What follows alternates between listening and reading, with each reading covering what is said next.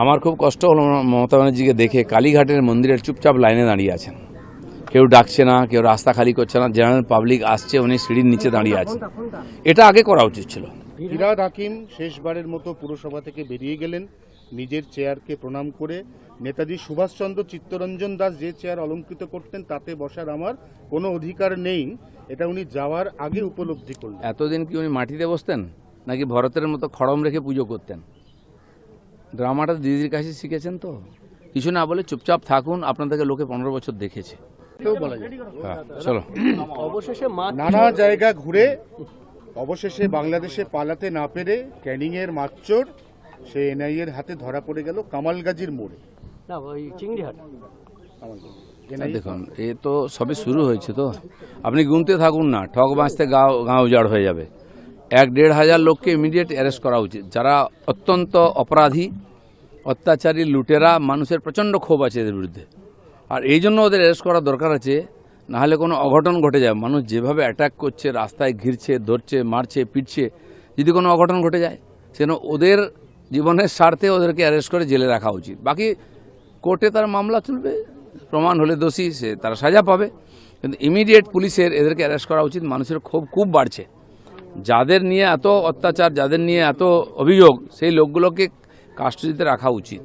Social media ইনফ্লুয়েন্সাররা বলছে প্রতিদিন এত অ্যারেস্ট হচ্ছে, তারা বিভ্রান্ত হয়ে পড়ছে, পোস্ট করতে পারছে না। হ্যাঁ, এটা ঠিকই, সমস্যা আছে, আপনাদেরও সমস্যা।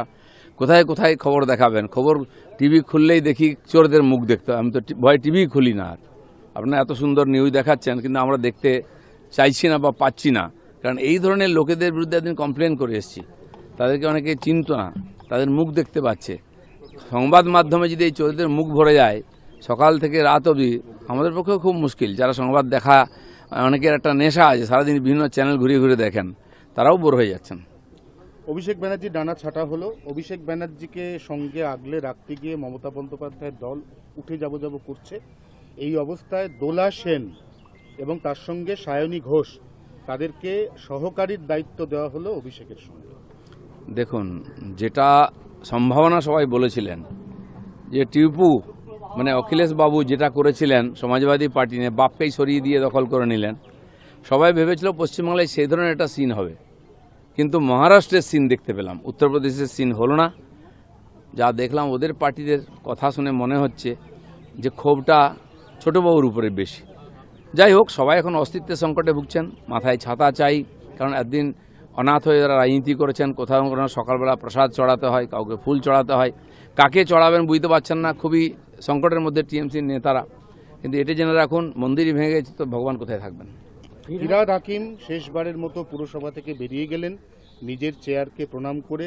নেতাজি সুভাষচন্দ্র চিত্তরঞ্জন দাস যে চেয়ার অলঙ্কৃত করতেন তাতে বসার আমার কোনো অধিকার নেই, এটা উনি যাওয়ার আগে উপলব্ধি করলেন। এতদিন কি উনি মাটিতে বসতেন নাকি ভরতের মতো খড়ম রেখে পুজো করতেন? ড্রামাটা দিদির কাছে শিখেছেন তো। কিছু না বলে চুপচাপ থাকুন, আপনাদেরকে লোকে 15 বছর দেখেছে। সমস্ত কিছু লোকের মনে আছে, কী কী ডায়লগ দিয়েছেন। সেই ইঞ্চি সাইজ থেকে ফুট সাইজের নেতা, তাদের ভাষা, তাদের ভিডিও দেখে নিন আপনি, কি অহংকার। মানুষকে, আইনকে ডোন্ট কেয়ার করে একদিন করেছেন। তো যারা ওখানে সকালবেলা হত্যা দিতেন ওই বাড়িতে, আজকে উল্টো মুখে উল্টো কথা বলছেন। আজ ধরে নিন রেজাল্টটা 21-এর মতো না হলেও যদি 1500 সিট পেয়ে টিএমসি সরকারে আসতো, তাহলে কি এই লোকেদের এই কথা শুনতাম আমরা, নাকি এই পদত্যাগের প্রতিযোগিতা হতো? তো আজকে যারা একদিন ভোগ করেছেন, সুবিধা নিচ্ছেন, এই সমস্ত অপরাধের এরাও ভাগী। একা মমতা ব্যানার্জি অপরাধ করেছেন, অভিষেক ব্যানার্জি অপরাধ করেছেন নয়, অপরাধ তো এরাই করেছে। এদের হাতে রক্ত লেগে আছে, এদের হাতে পাপ লেগে আছে। কেন সবাইকে একই দৃষ্টিতে দেখতে হবে। অন্যায় যে করে আর অন্যায় যে সহে যেমন না, সেরকম অন্যায় যে দেখে আর অন্যায় যে করে, দুটোই সমান দোষী, সবাইকে সমান সাজা দেওয়া উচিত। তৃণমূল কংগ্রেস বিভিন্ন জায়গাতে কলকাতা পুরসভায় কি প্রশাসক বসতে চলেছে এবার? এখন কি হবে বলা যাচ্ছে না। খালি কলকাতা নয়, পশ্চিমবাংলার এই 135-40টা পুরসভা কর্পোরেশন আছে। দেখুন, হাওড়ার মতো পুরসভায় 8 বছর নির্বাচন নেই, দুর্গাপুরের কর্পোরেশনে এরকম 5-6 বছর নির্বাচন নেই। কি সরকার চলছিল এতদিন? এদের তো আগে যাওয়া উচিত ছিল, মানুষ শেষ পর্যন্ত সহ্য করতে না পেরে পাঠিয়েছেন। সেজন্য আমার যেটা মনে হচ্ছে সবই পরিষ্কার হবে। আগামী নভেম্বরের দিকে হয়তো সমস্ত পুরসভা নির্বাচনও হতে পারে। ক্লাবে ক্লাবে বিভিন্ন জায়গায় কলেজের ভেতরে তৃণমূল কংগ্রেসের নেতারা দারুণ দারুণ ঘর বানিয়েছেন, এসি ঘর, নরম বিছানা, দামি বাথরুম। আপনাকে আমি তথ্য দিই, হসপিটালের মধ্যে শাড়ির দোকান তৈরি হয়েছে, তারপরে ওখানে স্পা তৈরি হয়েছে। এই যে কালচারটা, পয়সা লুটো, খাও, ফুর্তি করো, ক্লাবের ভিতর থেকে টাকা, ইউনিয়ন রুম থেকে কাঁড়ি কাঁড়ি টাকা পাওয়া যাচ্ছে, মদের বোতল পাওয়া যাচ্ছে ক্লাবের ভিতর থেকে, পাবলিককে উদ্ধার করছে। যে জানে পুলিশ কিন্তু এখনো হাত লাগাচ্ছে না। কিসের প্রভু ভক্তি জানি না, প্রভুর বিদায় হয়ে গেছে, ভক্তি যায়নি। পুলিশকে আরও সক্রিয় হতে হবে, নাহলে পুলিশকেও লোকে একই দৃষ্টিতে থাকবে, তাদের সঙ্গেও একই রকম ব্যবহার করতে পারে লোকে। জয়প্রকাশ মজুমদার পুলিশের গাড়ি থেকে নামতে চাইছেন না, পুলিশ বোঝাচ্ছে আপনি দাদা নামুন, আপনাকে কোর্টে নিয়ে যাব। জয়প্রকাশ বলছে নামলি তো ডিম মারবে, আমি নামবো না। হাত জোর করে পুলিশকে বলছে আমার নামাবেন না, নামালে ডিম মারবে। তার টিএমসির নেতারা এখন কাঁচা ডিম খাচ্ছেন, সেদ্ধ করারও সময় নাই। এই ধরনের লোকেরা কি ধরনের স্টেটমেন্ট দিত আপনারা দেখেন। মানুষকে এত বোকা ভাবেন এরা, যে হচ্ছে যা ইচ্ছা করুক উপর দিয়ে মাড়িয়ে চলে যাব, দিনের পর দিন মানুষ কিছু করবে না। ভারতের গণতন্ত্র আর ভারতের জনগণ কত সজাগ সেটা মানুষ দেখিয়ে দিয়েছে। বাকি যাদের যেখানে যাওয়ার নিশ্চয়ই যাবে, সেটা আইন নিয়ে যাবে। দাদা 1 মাস হয়ে গেল, এখনো মন্ত্রিসভা হয়েছে, কিন্তু দায়িত্ব বন্টন কবে হবে? সবাই 1 মাস কোথায় হলো? প্রথম শপথ নিয়ে আমরা 9 তারিখ, তারপরে চলছে। সরকার তো কাজ করছে, মন্ত্রিসভা হলে কি 43 জন হবে, কি 33 জন হবে, কি কতজন হবে সেটা তো নির্ভর করছে। তো মন্ত্রিসভার যে ক্যাবিনেট তারা ডিসিশন নিচ্ছেন, যে কাজগুলো পেন্ডিং ছিল সেগুলো সরকার ডিসিশন নিচ্ছে, পাস হয়ে যাচ্ছে, কাজ শুরু হয়ে যাচ্ছে। এই মাস থেকে যত পেন্ডিং কাজ, কেন্দ্র সরকারের যত প্রকল্পের কাজ সব শুরু হয়ে যাচ্ছে। কাল পরশু, আজকে দিল্লিতে বৈঠক হবে, আমরা এখান থেকে ভিসিতে থাকব, এবং কাল থেকে যে জিরামজি, বর্তমান নারেগা হবে এই মাসে, পরের মাস থেকে জিরামজি শুরু হয়ে যাবে। সড়ক যোজনার টাকা এসে যাচ্ছে, কাজ শুরু হয়ে যাবে। আবাস যোজনা, শৌচালয়, সব কাজ শুরু হবে একসঙ্গে। তো এটা শুরু হয়ে গেলে তখন মন্ত্রীদের দায়িত্ব দেবে, তারা আবার আস্তে আস্তে সমস্ত দায়িত্ব বুঝে নেবেন। চলছে কাজ, অ্যাডমিনিস্ট্রেশনের লোকেরা কাজ করেন, যারা একদিন কিছু করতেন না, উল্টো করতেন, তারাই কাজ করছেন, মন্ত্রী তো দেখাশোনা করবেন। জয়ের পরে বাংলাকে আপন করে নিয়েছেন নরেন্দ্র মোদী। তিনি যোগা দিবসে কলকাতায় আসছেন, তিনি দুর্গাপুজোয় 3 দিন কলকাতায় থাকবেন। সে 19 সাল থেকে মাননীয় প্রধানমন্ত্রী, বর্তমান হোম মিনিস্টার, তখন প্রেসিডেন্ট ছিলেন, যেভাবে বাংলার জন্য সময় দিয়েছেন, চেষ্টা করেছেন, এবং যথারীতি ফান্ডও দিয়ে গেছেন যে বাংলার লোকে কষ্ট না হোক। কিন্তু চোরেরা এখানে দাপিয়ে বেড়ে কিছু রেস্ট্রিকশন করেছেন, সেজন্য এই বাংলা ভারতের সঙ্গে তাল মিলাবে শুধু নয়, ভারতকে নেতৃত্ব দেবে, সেরকম বাংলা তৈরি করতে চাই। আর মাননীয় মোদীজির নেতৃত্বেই হবে, সেজন্য বারবার উনি আসছেন। প্রতিনিয়ত চিফ মিনিস্টারকে ডেকে ওখানে বৈঠক হচ্ছে, নতুন নতুন সিদ্ধান্ত আমরা নিচ্ছি। যেন প্রধানমন্ত্রী নিজে এসে এখানে বাংলার মানুষকে আশ্বস্ত করতে চান, যেটা উনি বলেছিলেন ভোটের আগে, যে একবার 5 বছরের জন্য বাংলাকে আমাদের হাতে তুলে দিন, আমরা বাংলাকে নতুন করে গড়ে দেবো, স্বপ্নের বাংলা বানিয়ে দেবো। সেটা হচ্ছে কিনা নিজে দেখতে আসছেন। দাদা, মাথায় ঢাকা নিয়ে যেই মমতা বন্দ্যোপাধ্যায়কে আমরা মসজিদে মসজিদে ঘুরতে দেখেছি, তাকেই কালকে দেখা গেল বগলামুখী মন্দিরে, কিংবা আমার খুব কষ্ট হলো মমতা ব্যানার্জিকে দেখে, কালীঘাটের মন্দিরের চুপচাপ লাইনে দাঁড়িয়ে আছেন, কেউ ডাকছে না, কেউ রাস্তা খালি করছে না, জেনারেল পাবলিক আসছে, উনি সিঁড়ির নিচে দাঁড়িয়ে আছেন। এটা আগে করা উচিত ছিল, এখন করতে বাধ্য হচ্ছেন। ভগবানের কাছে যেতে পারতেন, জনতার কাছে নম্রতার সঙ্গে গেলে হয়তো এতটা ক্ষোভ মানুষের হতো না। चलो हिंदी।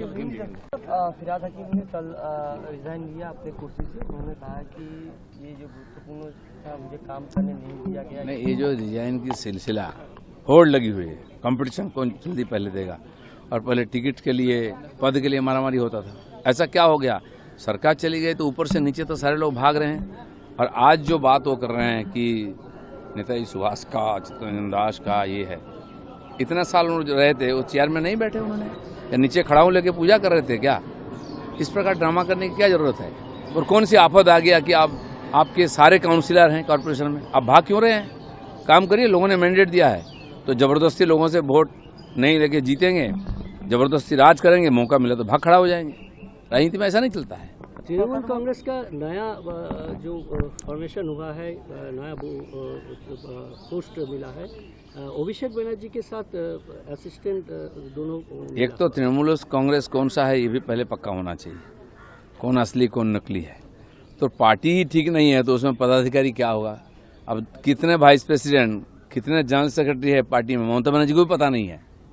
ये एक डी कंपनी जैसा गैंग चलता था, अब उजागर है, कोई नहीं है पार्टी में। शौकत मोल्ला को गिरफ्तार किया अरेस्ट का सिलसिला जारी है। शौकत मोल्ला जैसे एंटी सोशल जिनको ममता बनर्जी ने नेता बनाया है, उनकी करतूत हम देख रहे हैं। उन्हीं के इलाके में हम रहते हैं, बम बंदूक साल भर चलता है, लोगों को शांति से जीने नहीं देते हैं। पंचायत चुनाव में लोगों को नॉमिनेशन करने नहीं दिया है। और जो माननीय राष्ट्रीय अध्यक्ष नड्डा जी आए थे, हमारे यहाँ डायमंड हार्बर जा रहे थे, 2000 लोगों के लिए रास्ता ऊपर खड़ा होकर वही अटैक कराया था। माइक से ललकार कर 2000 लोगों ने अटैक किया था अध्यक्ष जी का गाड़ी पर।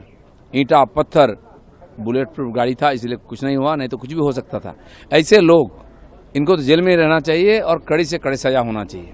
आज रेल मिनिस्टर आ रहे हैं, एक के बाद एक सेंट्रल मिनिस्टर आ रहे हैं, नए नए प्रकल्प के सेंट्रल मिनिस्टर आ रहे हैं, माननीय प्राइम मिनिस्टर आने वाले हैं 20 तारीख को। बंगाल के बारे में जो लोगों का उन्होंने वादा किया है कि नया बंगाल बनाएंगे, हर क्षेत्र में और चौतरफा विकास होना चाहिए। 1 महीना नहीं हुआ अभी तक, जितने निर्णय सरकार ली है, शायद ही इतिहास में कोई सरकार इतना काम किया है इतने कम समय में। काफी घोष तृणमूल कांग्रेस ने अपने पार्टी के एलओपी बनाए हैं लोकसभा में, क्या बोलेंगे अभिषेक? अब लोकसभा में भी पार्टी कब तक एक रहेगा, कौन लीडर रहेगा, अब देखते रहिए क्या होता है। किसी को भी बनाए क्या फर्क पड़ता है। ममता बनर्जी ने जब कल बैठक बुलाई तो वहाँ पर फिर कई विधायक नहीं पहुंचे, क्या लग रहा है कि धीरे धीरे कोई आएंगे? विधायक समझ नहीं पा रहे हैं कि कालीघाट वाले टीएमसी में के साथ रहें कि विधानसभा वाला टीएमसी में जाएं, तो उनको निर्णय लेना दीजिए। ठीक है, थैंक यू।